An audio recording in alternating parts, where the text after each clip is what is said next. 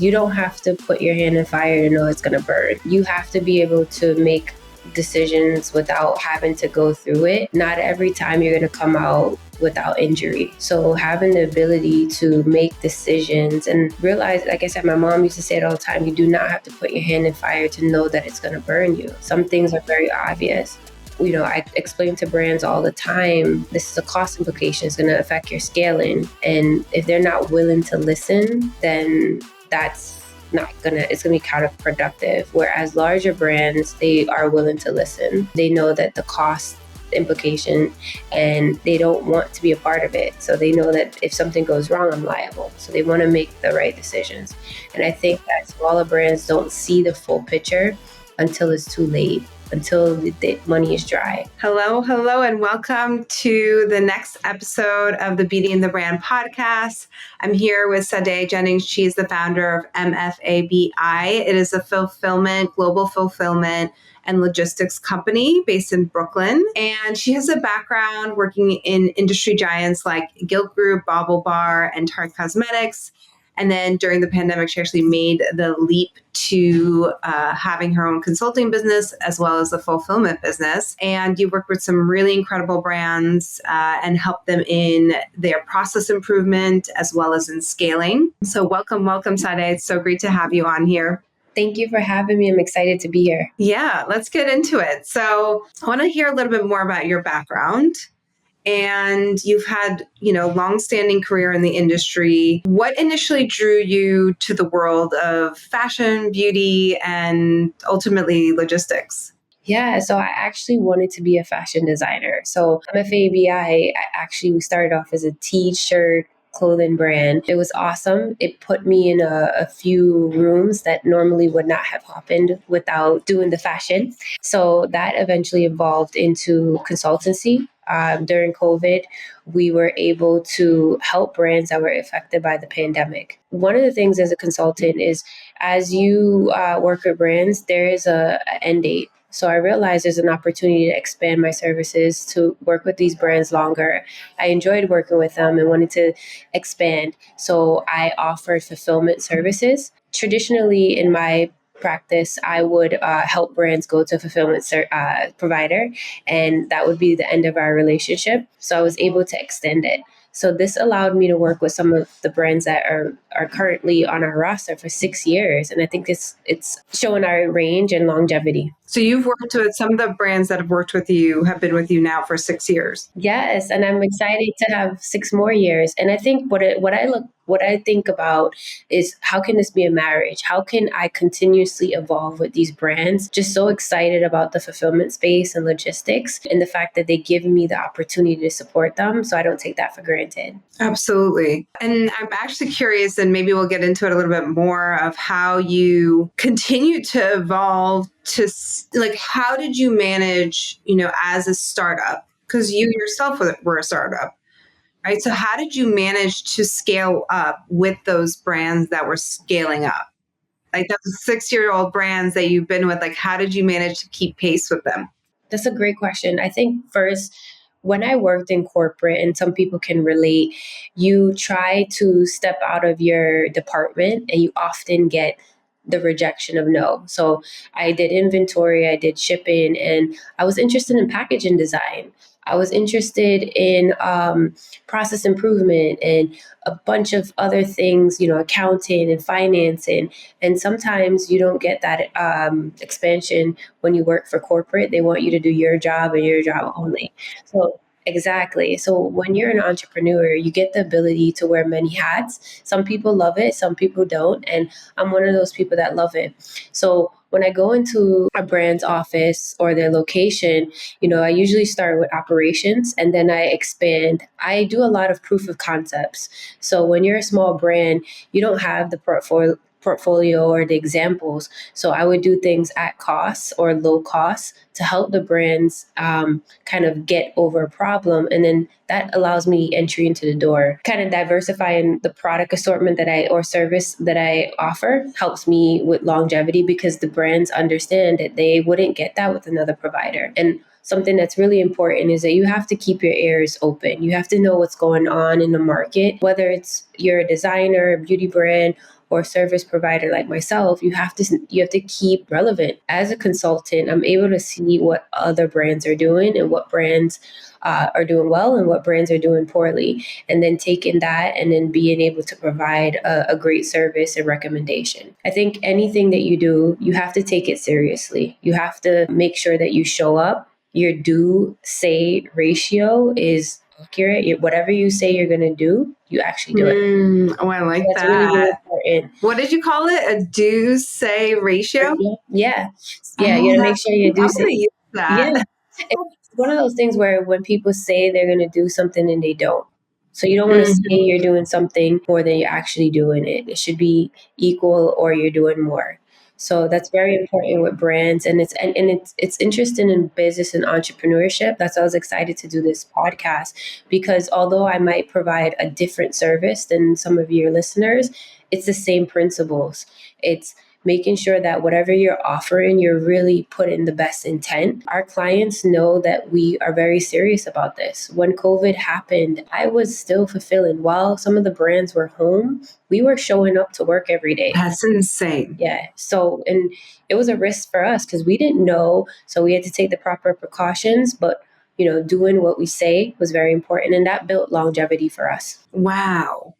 I mean, the fact that I remember you telling the story, I think in our masterclass earlier this year or last year in C2C, you mentioned that you had to figure out how to fulfill people you had different sectors of people coming in at different times, different shifts, people, going in and out in order to not have anyone interacting with each other, but in order to keep the business going, and you were going around the clock. Yeah, I think, and it doesn't even matter if it's COVID anymore. It's just, I'm learning that you just have to adapt. You really have to it's more mental than it is physical, anything that you're doing in life. So when you're starting the brand, you have to, I think, stay still. You have to listen, trust yourself, and you will get through it. When you're going through it, you don't feel like you're gonna make it, but you have to keep going. So during COVID, my biggest mission was to keep these brands going, because if they're not working, I'm not working. Then I have a staff, they have children to feed. So I really take it seriously. And as a business owner, you don't just open up a business just to say you're a business owner. You're realizing that you have impact. So when I have a brand that I'm consulting with, I take it seriously. If I don't know something, I'm going to tell them, and I'm going to be very transparent. So I think that answers a little bit of your question of like, how do you have a 6-year relationship? It's going into it and saying like, this is a partnership. I don't want to look at our clients with any, this is going to end. I look at it as, how do we walk out of here and solve the problem or the pain point? So that's the ultimate goal. I love that.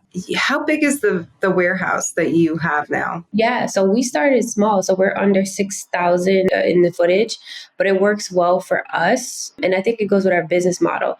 We work with a lot of small beauty brands, a lot of jewelry brands. So their product does not take up as much space. Our business model is, if we find a brand that needs the help and they don't want to take on the fulfillment portion, we'll expand our space. We just need to find the right brands that need the additional space. Right.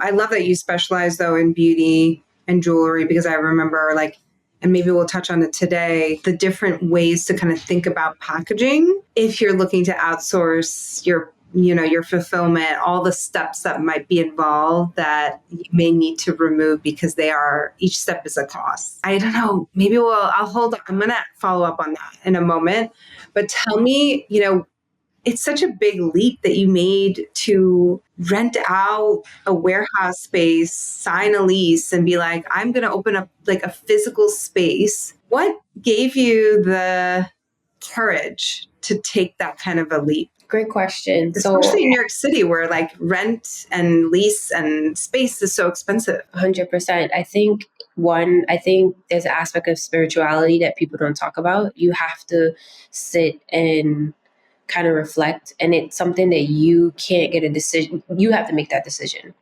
I definitely did seek counsel from people that I respected. And you have to remember to go to the right audience, because you don't want to tell a big idea to a small person or someone small minded. But I did talk to some people that I really respected, and they asked me a question of, if you kind of forego this opportunity, how would you feel? And is this something that you would be okay with? And that was something I had to answer myself. Would I regret this decision? And I said, yeah, I would. So it's kind of like what 50 Cent said, you're going to get rich or die trying. So it's like, I'm going to try this business. I'm going to die trying. So it's, I love it. yeah, you just have to try, because you don't want to look back on life, and life is so precious, and say, I should have tried that. And sometimes opportunities do not happen. So the space happen again, I should say. They might happen in a different way, but the space, because of COVID, we were able to work with the landlord. Our space was occupied by Uber. That's a hard act to follow. The landlord was looking for a national brand, and here's this small consulting company that's trying to expand to fulfillment. But because of the opportunity, and that's in a recession, you have to sit with yourself and look at the opportunity. And to your point, it is very scary to have a space, because our business is very dependent on the clients that we have. So if they're not making financial decisions and they're not selling, we don't make money because we're shipping. So that also led me to try to diversify our offerings, because you will see that you can't be so dependent on one area of your business. We had to break up into 4 sections, which is obviously still offering consultant services, global logistics for the imports and exports, the fulfillment business, and then going into packaging. And definitely crawling before you start running, because you want to make sure you're an expert. So again, doing a lot of proof of concepts, making sure we built out a process. A lot of people focus on like one part of the business. They'll focus on sales, but then the operations, the fulfillment isn't strong. So making sure that your business is well balanced. If you're bringing in all the sales, can you support all of that business? And then you can have a great operations, but you don't have any sales. So making sure that, if I could redo some of the things, I would have made everything balance. Everything balance. Yeah, because it's the sales aspect. Some of the things is people open up a business, and you have to sit with yourself and say, how are you going to generate the sales?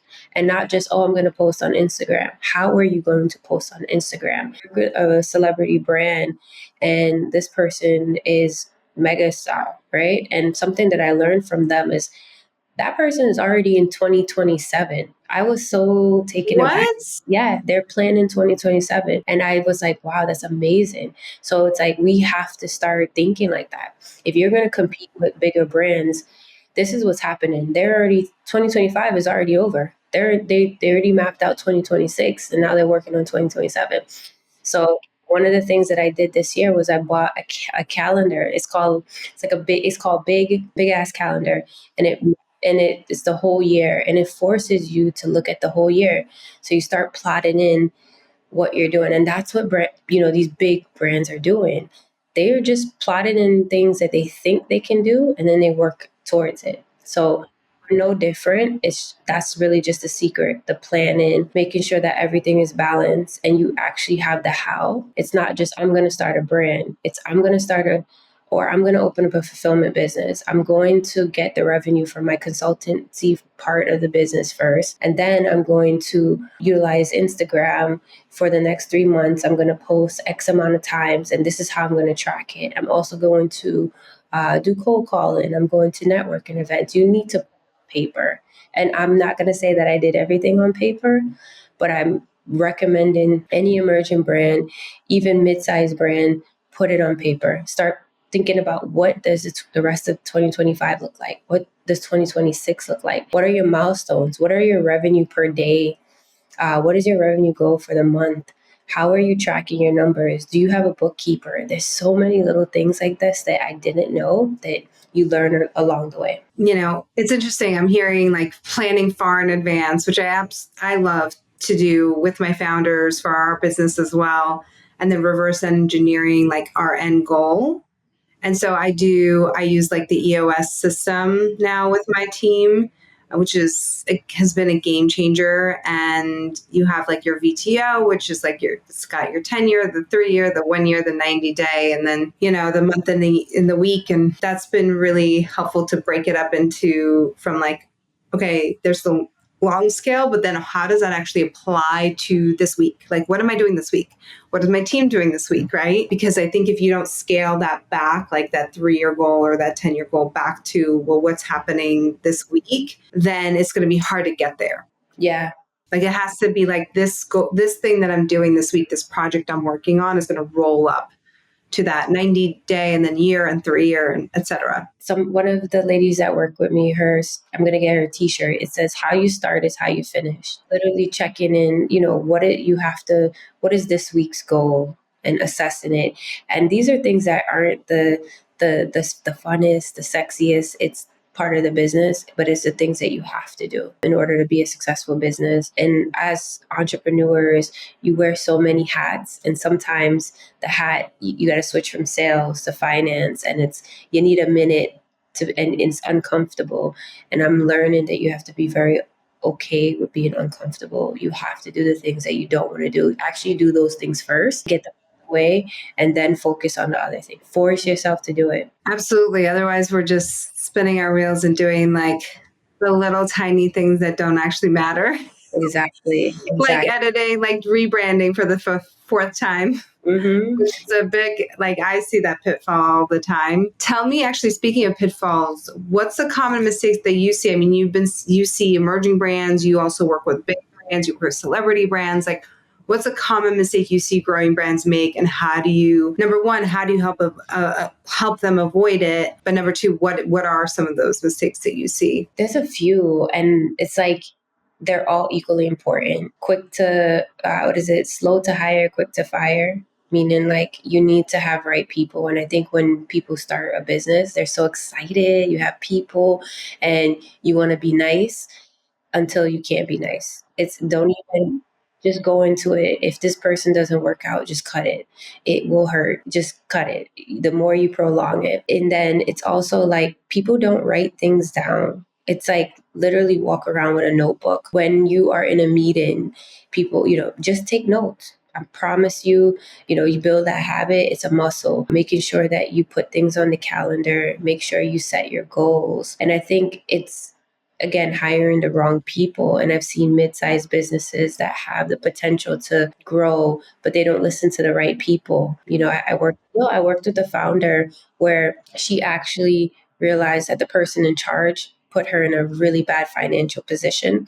And I had a conversation with her, and I said, if I had told you, I saw it. I actually said it. Stevie Wonder could have saw it. And she laughed. And I was like, no, we all saw it. And I said, if I came to you, I don't believe that you would have listened. And she said she agreed. So it's actually being very open, because she didn't have to feel the impact of what she's going through. But I guess that's her way of learning. Yeah, just being open.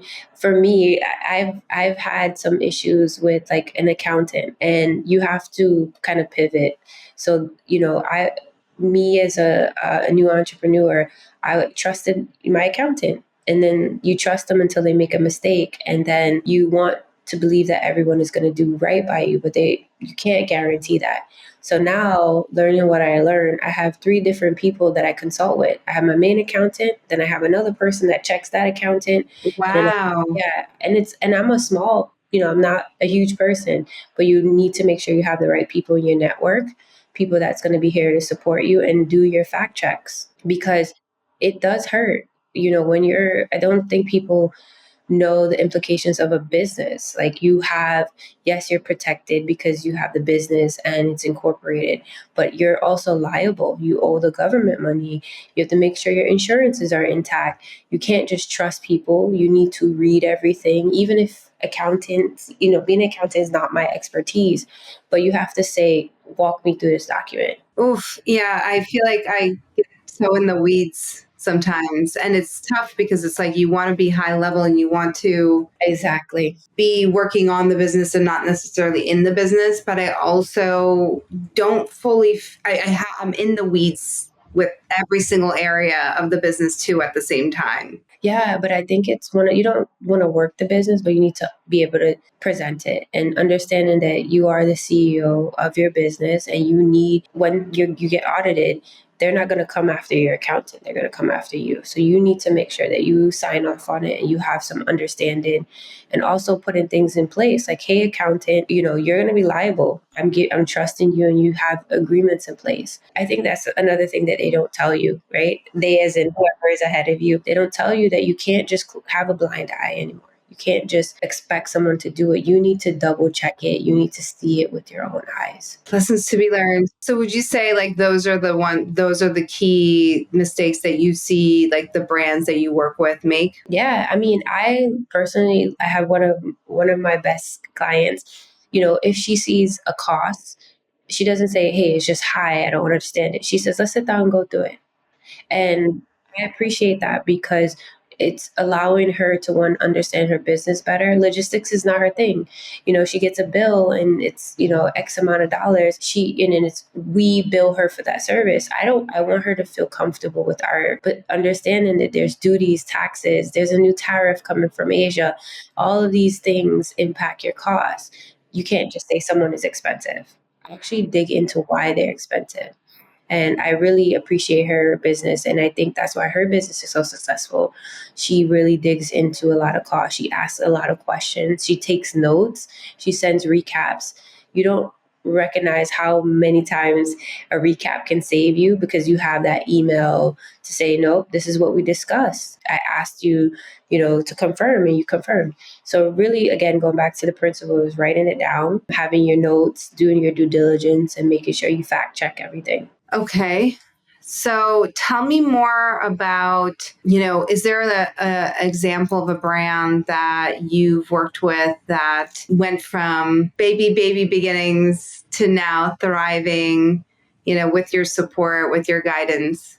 Yeah, I mean, the jewelry brand that I worked with, we met and I said, "Hey, I can do this service for you." We signed an agreement, and she really trusted us with her brand. And I think what she did well was seeing that we are a partner and wanting to grow that relationship. And she recognized that it's not good to just jump around, jump around. You want to have that comfort level, and you want to work with people that want to work with you. So her trust in us allowed her to grow her business 44%. But not just saying, "Here's my business, it's here. I'm willing to try something else. Show me the numbers. Let's assess it." And really making sure that she has the team behind her. So I think she had very good growth numbers. That's a contribution of her kind of getting her hands dirty and understanding the process. You cannot in business just hire someone and expect it to work. That's like a 1% where you have the right person, but 99% of the time, you have to drive. You cannot get this car and just give it to someone else. They can be a passenger, but you got to drive it. Even if you don't know where you're going, you got to drive. I like that. Even if you don't know where you're going, you have to drive. Yeah, you have to. You said you wanted to become an entrepreneur. You got to drive. You can bring people in the car and they'll help you. They'll help navigate you. And maybe you can take a nap here and there, but it's your car. Yeah. It's really that way. You got to get back in the driver wheel. Oh my gosh, I love this. So tell me, how do you handle like as you're working with your brands, you're scaling up, you're helping them grow. So probably at some point, whether it be early on or maybe later at a later point, they're starting to expand into, global and overseas fulfillment. So how do you handle those complexities? And are they complex? Are they different than just local, stateside shipping? Yeah. So again, it goes back to my principles of just like always doing a proof of concept. You have to stay ready. So I've, been working on global fulfillment. So when they're expanding, I've already started the process. Not everything that we offer can work for every brand. We're still small ourselves, but understanding how to service the clients that we do have. So it's really, again, in any field, you have to kind of keep your ears close to what's going on, stay current. There's a lot of AI coming out. You need to understand how does that work for your business. There's a lot of changes with tariffs, with the administration. How does that affect your business? I talked to one brand last night and I was like, okay, if you produce from China, there's an opportunity to shift to India. So understanding what's going on and not being married to one way of doing things and being flexible. And that example showed her, like, you always have to test things out. You got to test things out in the US, Vietnam. You got it all. Just because things are good now doesn't mean that it won't change. And I think that a lot of entrepreneurs, they're like, it works, I'm just going to keep doing this. You have to say, okay, let me try to get components from another, area, diversify my factories. What if that factory goes down? Look what happened during COVID. So I think it's internally, you have to force yourself to be always looking at the next thing, and process improvement has to be in the front of everything that you're doing. Can I ask you, because you're so wise, Mm-hmm. what is your sign? My sign is a Libra. Okay. What is that? That's like balance? The scale. I feel like Okay. it's wanting to do good. And my sign is tricky too, because it's like, I want to save the world, but honestly you can't. And I would give everything away, but you can't. You have to have that balance. Yeah, absolutely. The balance is so important, and especially in the work that you're doing. Anything in terms of like the work that you've done with some major industry players like Tarte, Guild Group, were there any lessons that you took away from those experiences that you've applied, to your consulting business or to guiding or advising your clients? Yeah, I think, again, it goes back to goals, right? Because what I learned, even in one of the business accelerator programs that I recently signed up for, they said that they gave an example of an entrepreneur. He made 104 goals. And they asked us, how many goals do you think that he made out of the 104? And everyone's like 10, 5. He said 102. So that really stood out for me, because it once you put the goal out there, you have a high probability of doing it. Definitely what I learned from the larger companies, or just thriving companies, again, you are your community, right? If you're not helping, you're actually taken away from the problem. If you have people that are doing nothing to your business or in your business, then they're adding to the problem, not fixing it. But it's one of those things where people are okay to be content, and they don't realize the implication.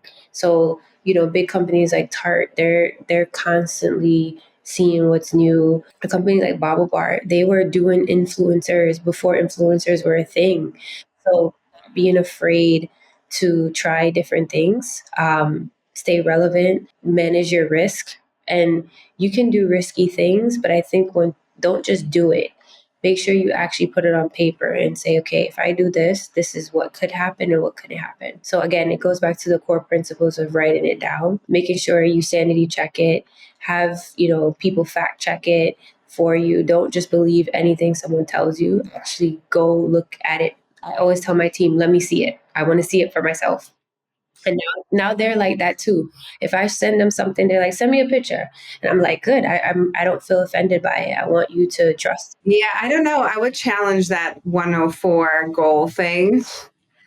I mean, maybe it's funny because like the EOS system says the less goals, the better, that you'll actually accomplish them, versus like if you have too many, it's harder to focus and it's harder to focus a team.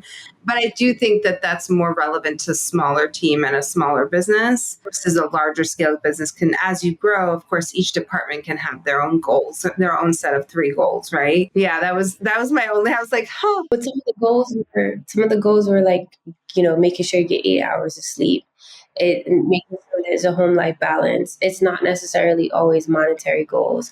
And that's important to understand in your business too. What makes your employees happy? Because you could be working towards, oh, let's get more money, but they're okay. They just want to go home and see their kids. So understanding what is important and what are the drivers. And again, that is part of your goal setting. So that's been very instrumental. Again, just having the right people around you will change your trajectory. I think that was one of the single-handed things that I underestimated. You have a bad employee, you're like, oh, that's okay. And then you don't realize that negative energy affects your work performance. But again, people don't talk about it. So it's one of those things where it's just like, it's normal to have a toxic work environment. It's like, no, you can actually work towards making it better. Yeah, absolutely. The team members. Yeah. That's such a big piece. That is also such a challenging piece for small businesses. Right. Because you have to know when you don't want to shoot your foot. because you might need it. So it's understanding when to do it, and also when you feel something, trust your emotions. I think a lot of times, especially in women businesses, they don't trust their emotions, because again, we don't talk about these things. If it doesn't feel right, then it's not right. And sometimes you won't get to see that it wasn't right. You just have to trust your intuition. You have feelings, and it's going to guide you. But again, no one talks about these things. They don't give you like a boot camp training for entrepreneurs. You just kind of have to figure it out yourself. So tell me, with in regards to what's the difference that you've seen with large corporations, between large corporations and smaller emerging brands? Like, how do they? That's a great question. What's the difference between like scaling a larger, or like working with a larger corporation versus like a smaller emerging brand?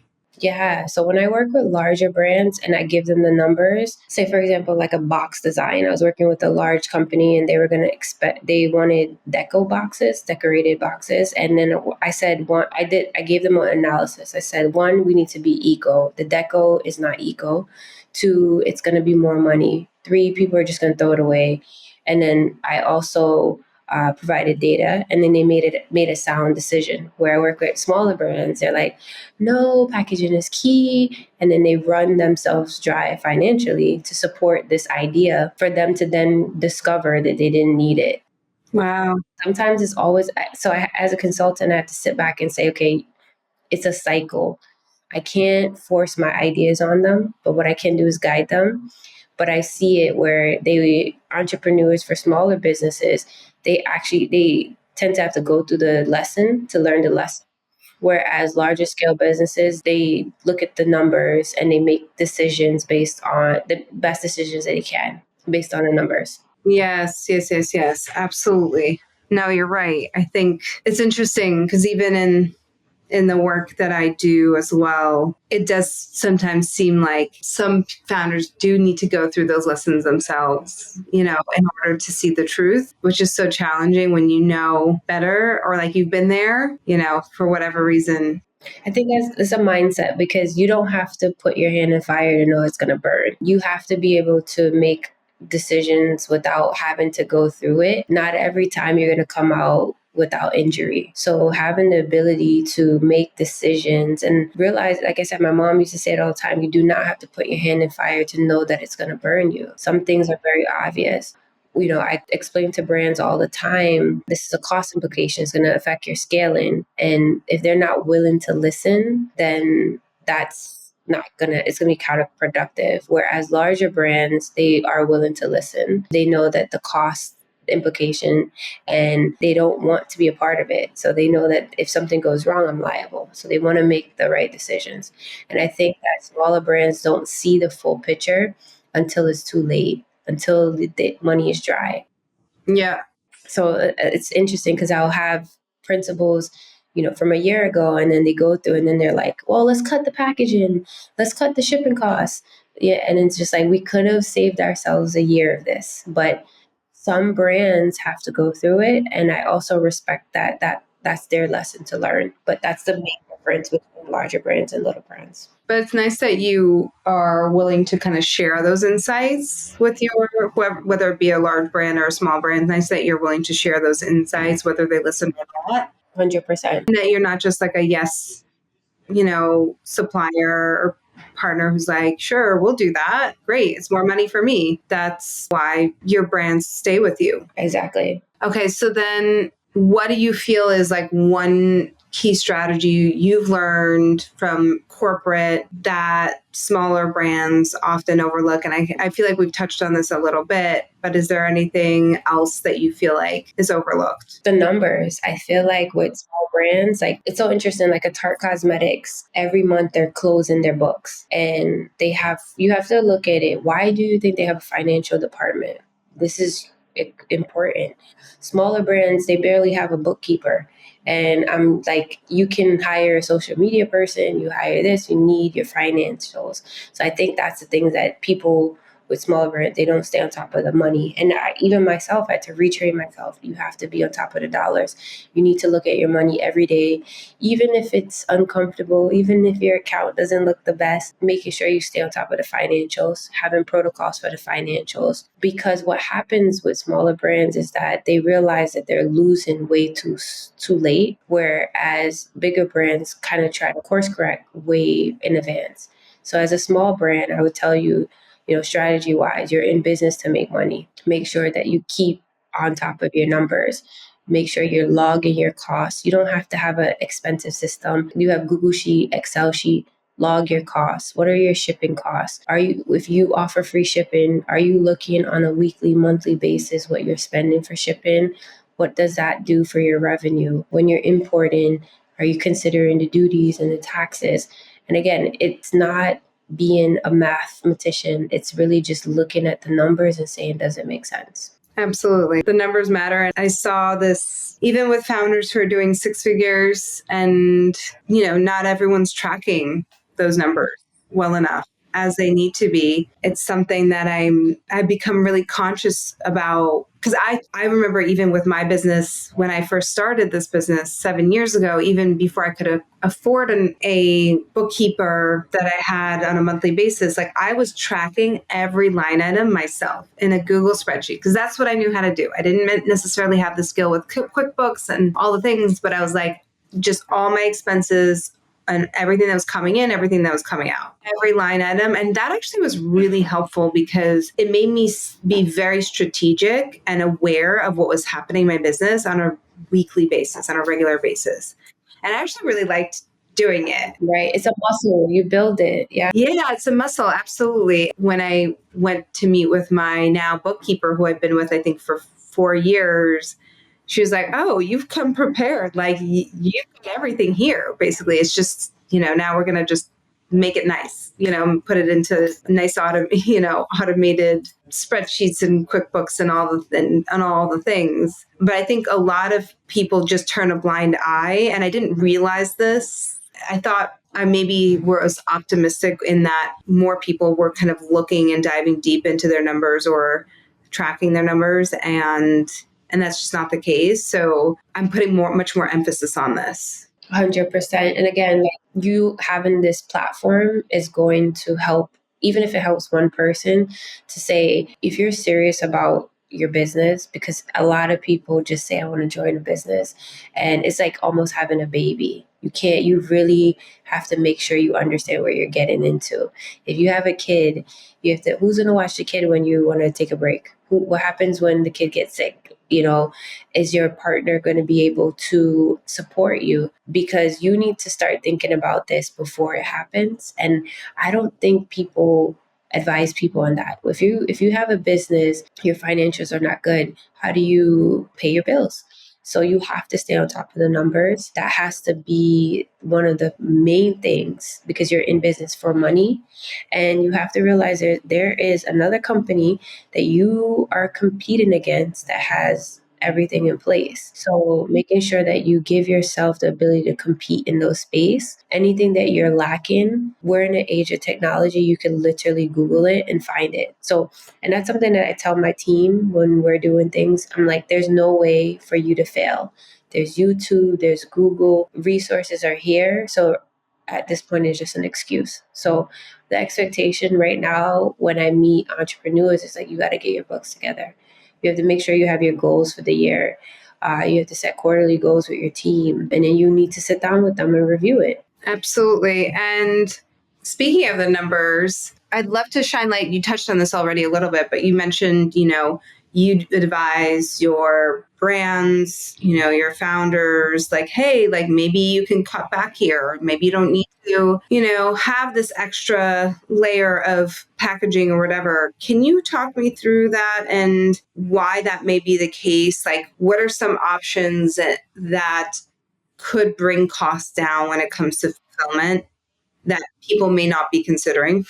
I think the first thing is inventory. Well, let's take it back. I think people, right? So I think a lot of brands, they just hire because it's easy to just add people to solve it. And what happens is that you just corrode the problem. So really understanding what each person does on your team.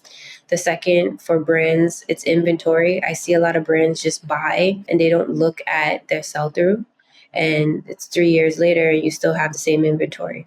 So, looking at your inventory, also looking at the costs. A lot of brands import. They're not, if I ask them, what is your landed cost? They don't know what that means. And you need to Google it and figure out what's your landed cost. What is your total, your shipping cost for the item? Are there duties? So going back to your principle of just tracking it, just I bought this PO, the shipping cost was this, and just trying to track all of your metrics. If you have labor, right? Understanding, okay, if I have labor of X and then we only shipped Y, then are we productive? So just getting in front of the numbers, because it's different for every brand. Some brands, the shipping cost isn't a problem because they charge the shipping, but making sure that they're tracking it and they're looking at the data. Inventory.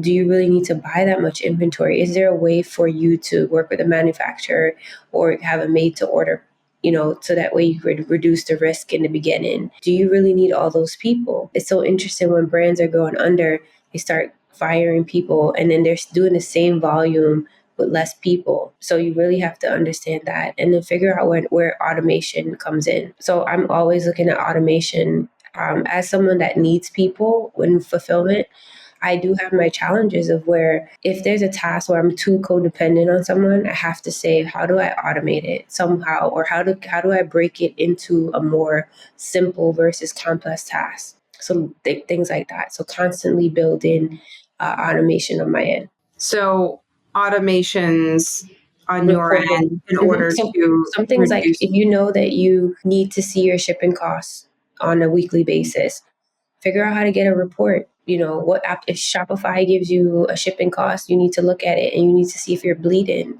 And if you're accepting the bleeding, how bad are you bleeding? Because some people are like, I'm okay with shipping because I buffered in the product costs. Looking at those metrics, looking at all of the areas that kind of is an expense to your business. And it's usually shipping, it's usually inventory, and it's usually labor. Shipping, inventory, and labor. Inventory and labor. Those usually are the top three. You see it whenever a company is downsizing. Those are the things. They stop buying more. They stop giving out free shipping, or they downgrade their shipping, and then they decrease the staff. So you really want to start your business lean from the beginning. And it's so interesting to watch because it's like you don't have to burn yourself. You can look at the processes. All of this is preventable. You don't need to hire 10 people when it's two people that can get it done. Interesting. No, I like this a lot. I like what you're sharing because it's interesting because I think our founders always fall in two different camps, right? I have the founders that underhire. So they wait as long as possible to hire team members and they try to do everything themselves and actually holds them back from a lot of growth because they're trying to wear all the hats by themselves. And so they're not able to prioritize the sales and marketing of their business, which they need to be focusing on in order to grow their business. But then you have the founders that might be over hiring and too early, like people that they're like outsourcing everything. And it's like way too early. And so going back to balance, which I think is the theme of our conversation today, but it's finding that good middle ground. And that's not easy. I think that comes with learning and that comes with time and that comes with years of growing a business, maybe not the first business, maybe second business. It definitely is an art and a science. And what's tricky is that, when you do see that hockey stick growth, I feel like a lot of times, that's where you end up businesses tend to hire like crazy and then they overhire. But then that goes back to the principle of like, one, sitting still and then actually setting goals. And before you hire, you actually have to outline it. Why am I hiring? What am I solving? What are the cost implications? If you look at the numbers, you realize it's going to cost me $200,000, you're not going to hire. And then you realize, okay, it's $200,000 and we make $200,000, you're not going to hire. Mm-hmm. Or yes, the growth, you do see that growth. But and again, basic math, it's so interesting. Basic math is all you need. And if you don't know basic math, just Google it. Like, okay, Or ChatGPT it. Yeah, exactly. What is my revenue? what happens? And you could ask ChatGPT, what if I hire one person and and ask ChatGPT, what are my risks? Don't you literally have an AI agent that could tell you. So before you make any decision, the moral of the story is just take a second and reflect on it, put it on paper. I think what you were getting at is that entrepreneurs just, or these type of people, they just hire, because if they really sat down and meditated on it and said, hey, does this make sense? They wouldn't do it. And I'm a victim of that too, where you see growth and you're like, I need people. And I've done that. Holiday season, you're like, oh, I see X amount of orders. I'll use my example. I see 2,000 orders. Oh, the natural response is hire people. But then it's like, no, let's break down these 2,000 orders. Okay, 500 of these orders are 1 unit orders. They should take X amount of time. The second portion of the order should be this. Okay, we're better off running a double shift. Interesting. Exactly. So that's all it took. And I've been there where you hire someone and then you're looking at the bill and you're like, wait, we didn't even make that much. And, me even expecting my team to do that. And that's what entrepreneurs do too. Oh, I hired this person, they should worry about it. No, you hired this person, you still have to worry about it. Yes. Yes. So again, I actually took a note down because I was thinking to myself that this is a good moment to put a pin in seasonality and seasonal hiring. So I don't think a lot of people think about this and consider this, but there's something to be said about you can hire people seasonally too, just like retail hires people seasonally, right? You can bring on people for a launch, for example, like a PR, let's say you hire a publicist or PR company.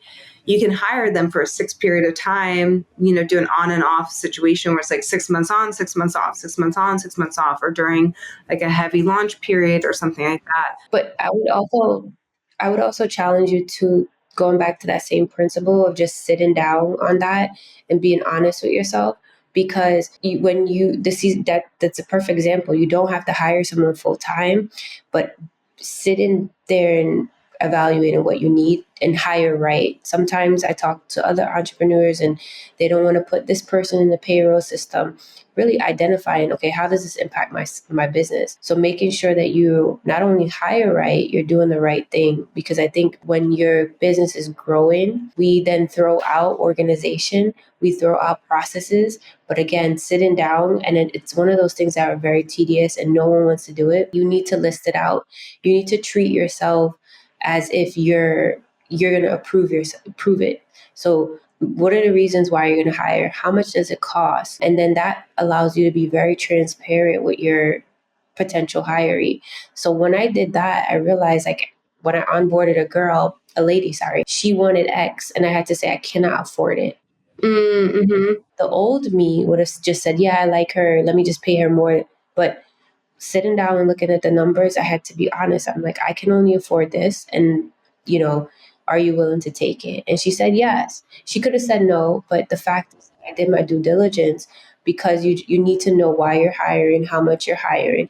And then that dictates, is that person seasonal? Is that a contractor or a W-2 employee? Yes. There's that too, is looking at it from contractor versus W-2, which is a whole other conversation. And one thing I will share is that I do think there's something to be said about hiring for projections, because I think it from my experience, if you are projecting an influx of sales, then you want to have a runway to land. I do want to ask you one more question around technology and innovation that you're perhaps really excited about as it might be changing the industry.